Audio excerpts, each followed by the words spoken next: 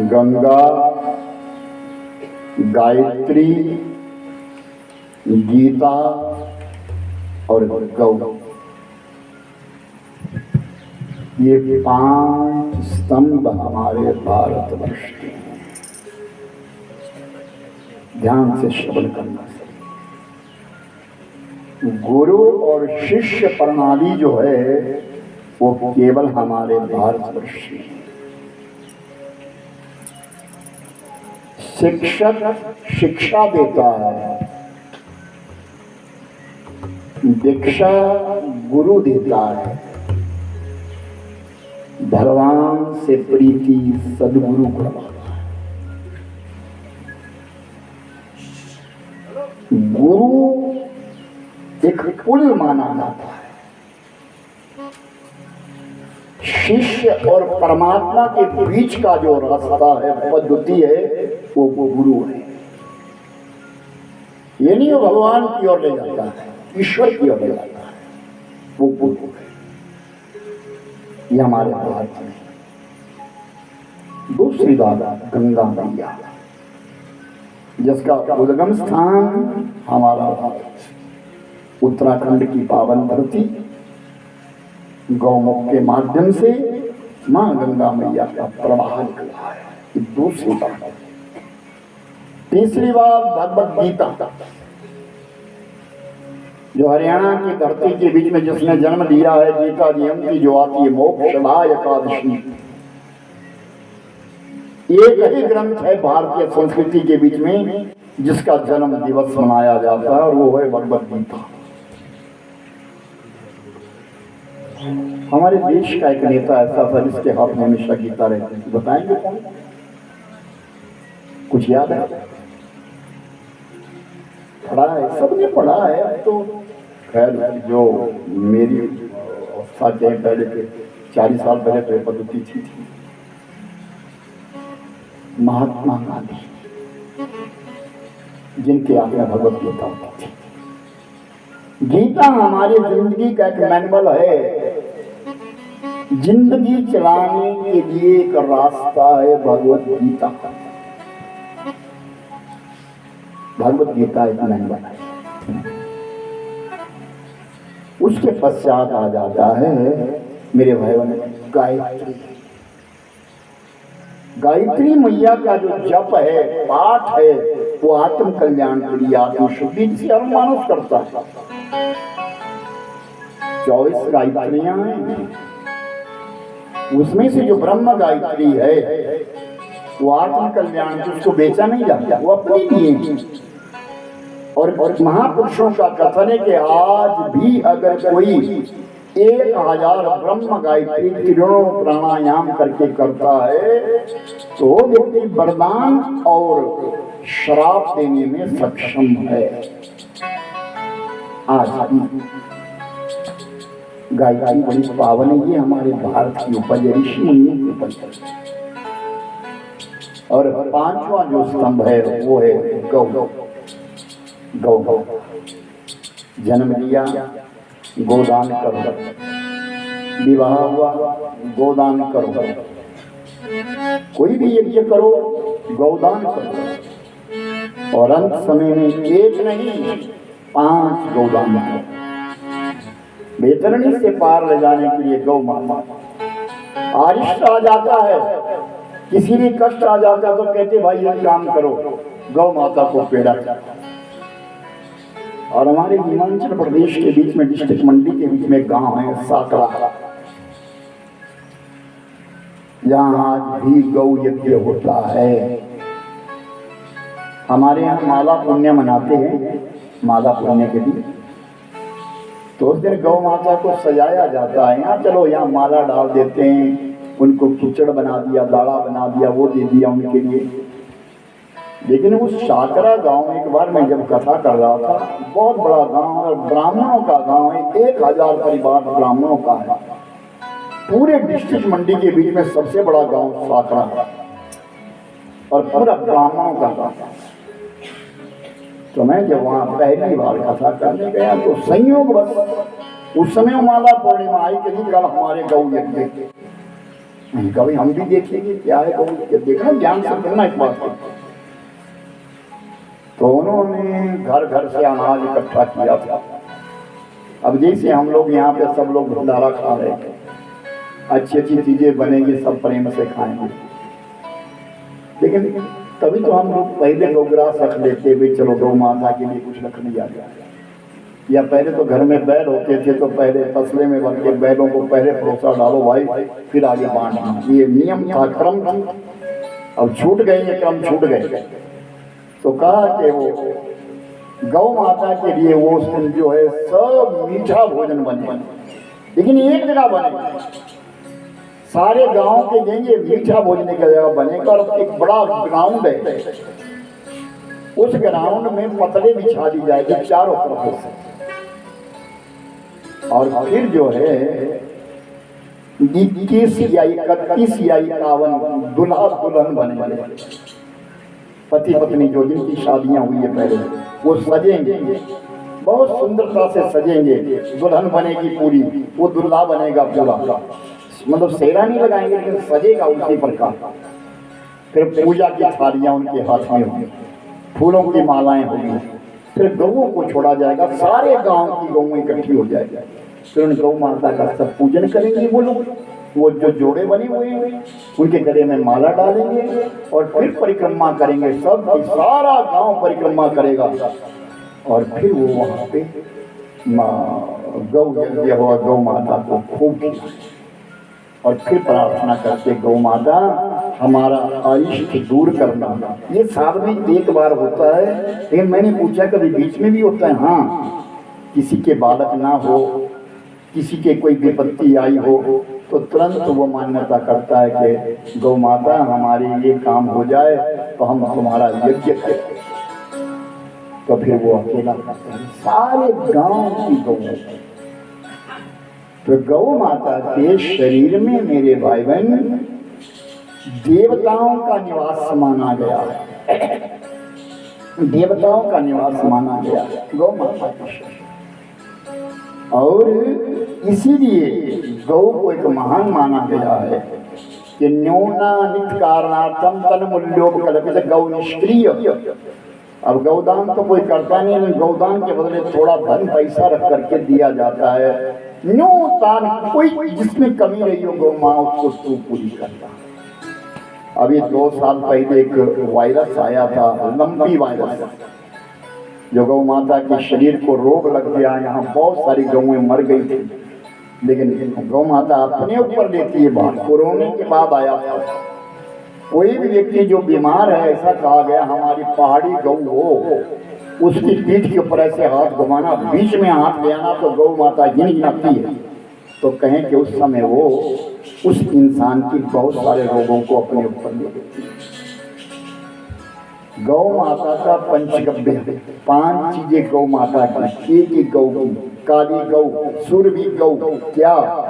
गाय का दूध, गाय का मूत्र, गाय का गोबर और गाय का घी, गाय का दही। ये 5 चीजें, 5 चीजों से बनता है पंचगव्य। यद्यपि कतम पापम देहि तिष्ठेत मामकः पंचगव्यम प्राशनत्वम देहि निर्वेघ्नम। कहा है जो पंचगव्य का प्राशन करता है, हड्डियों में छुपा हुआ पाप भी उसका जल करके भस्म हो जाता है। मकानों में, शिमला जैसे शहरों में रहने वाले, बाहर बच्चे रहने वाले माता बहन रजस्वला धर्म को प्राप्त हो जाती है, अपने घर से ले जाया करो ना पंचगव्य।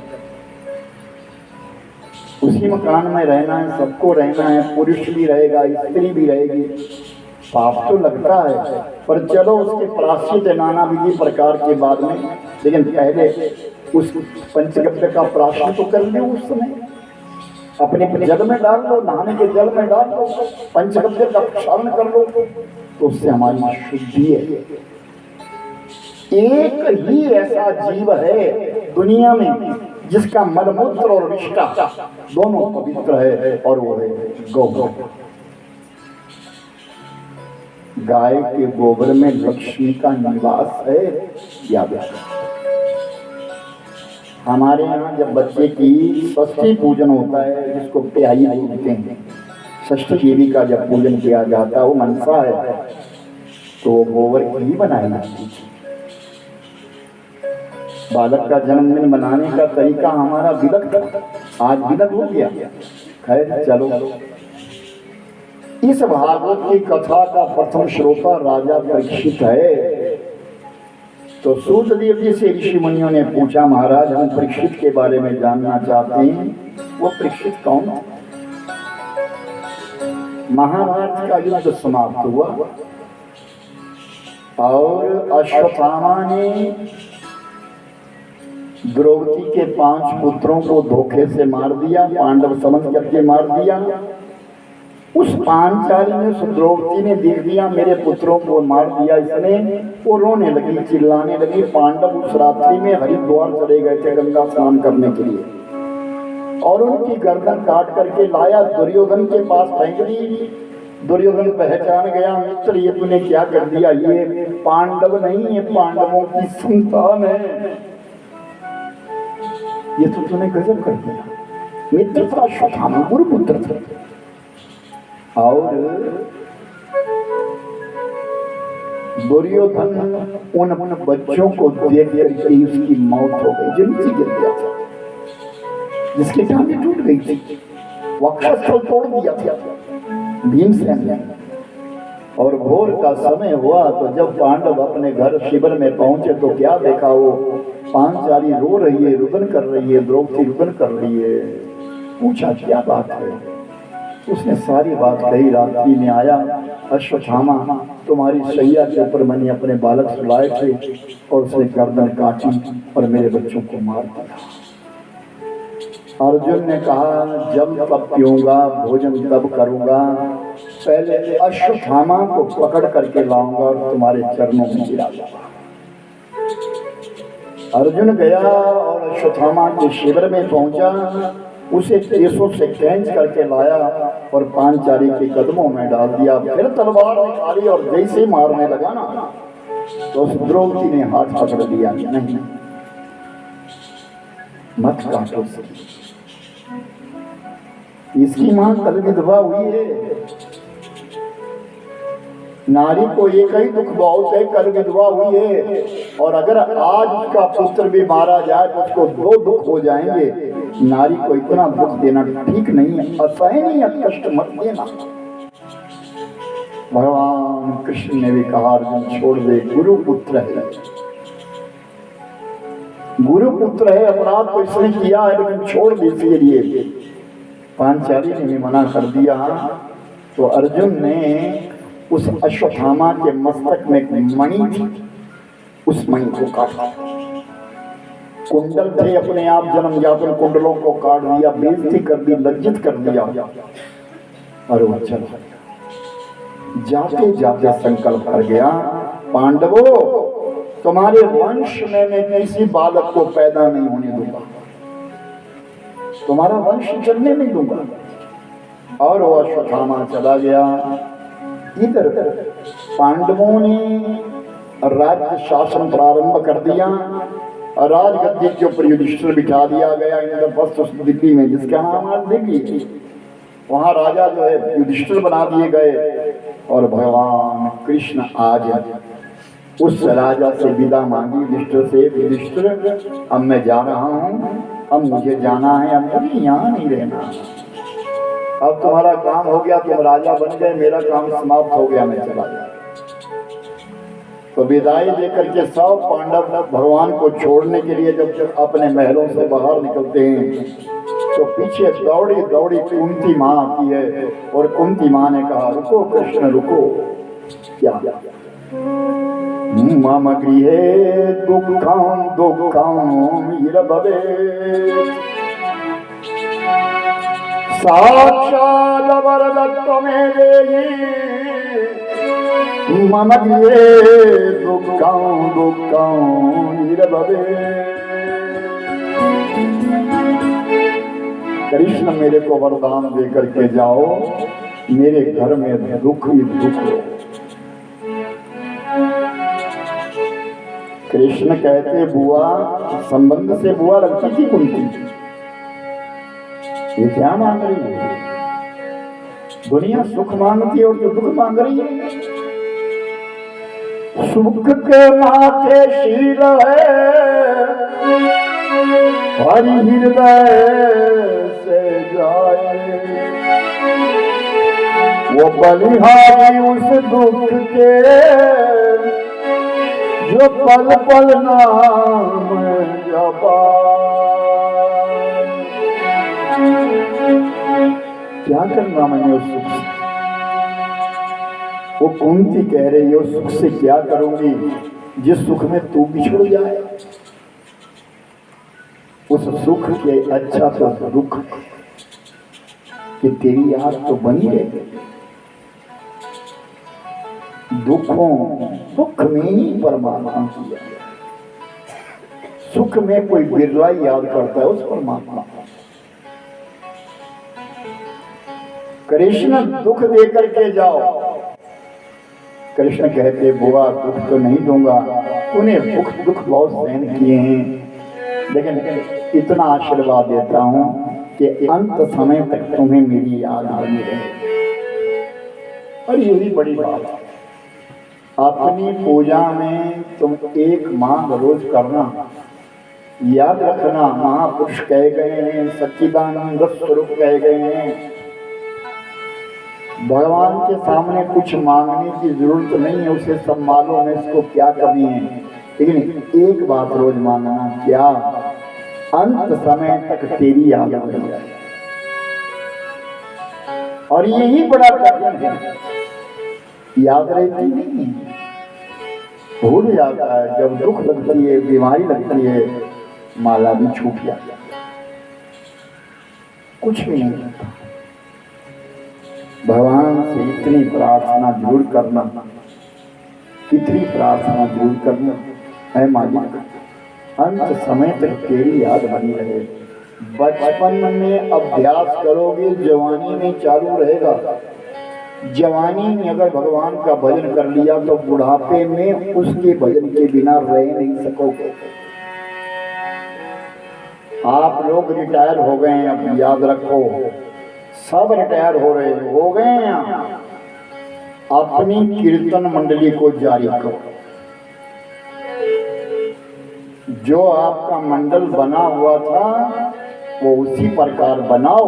कोई तुमसे करवाए ना करवाए, तुम अपने मंदिर में करो, महीने में चाहे एक बार करो, लेकिन सब मिलकर इन बच्चों को प्रेरणा मिलेगी, सबको प्रेरणा मिलेगी। अपना वो कार्य जरूर कर।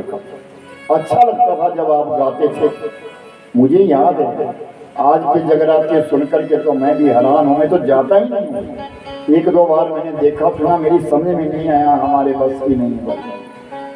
तुम जानो आप लोग गाते थे तो सब सुनते थे, प्रेम से बैठते थे, पता लगता था गा क्या रहा है। आज तो पता ही नहीं गा क्या रहा है। म्यूजिक इतना ऊंचा होता है कि आवाज सारी दब जाती है, शब्दों का पता ही नहीं चलता। कोई बीड़ियां फूंक रहा है, कोई दारू पी के ही चला है, कोई कैसे की कैसे नहीं। आपको कोई बुलाए ना बुलाए, लेकिन अपने यहाँ माँ के यहाँ आकर के आप लोग की मेरी विनय है आपसे, पूरी सच्चिदानंद नरेंद्र कहाँ है? ओह अच्छा,